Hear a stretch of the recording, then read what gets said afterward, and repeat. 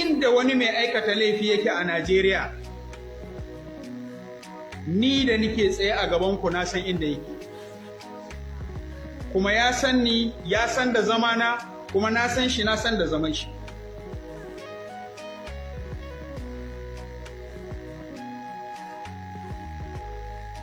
Dukkanin jami'an Najeriya, jami'an tsaro a Najeriya sun san inda masu aikata laifi suke, sun san su, sun san da zaman su, sun san yadda za a yi maganin su a cikin kwana 6.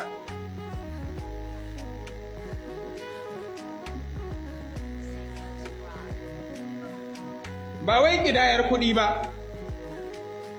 Daga shekara ta 2001 zuwa shekara ta 2014, duk inda wani mai aikata laifi yake, babu mai laifin da ba ni da ƙididdigar da na je na ƙirga yawan makaman da yake tare da shi.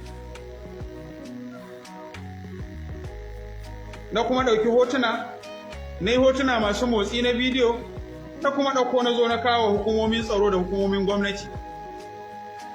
Na kuma gaya musu cewar taswira ta aikata laifi a yammacin Afirka da ƙasashen Asiya, ɗanku, ɗan Najeriya, Allah ya ba shi aron dama na samun wannan ilimin, ku zo ku yi amfani da shi domin a samu maslaha al'umma ta zauna lafiya.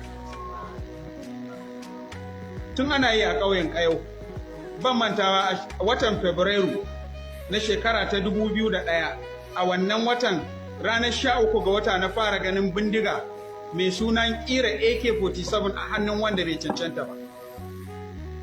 Ɗanku, ɗan uwana, ɗan Kano, wanda ya aikin tsaro kuma ya bari, ina tsammanin watakila yana saurare na yanzu ko yana gani na, ya san na rubuta takarda a wannan rana, na gabatar a ofishin shi, yana babban jami'in tsaro a wata jiha da ba lallai in bayyana ta.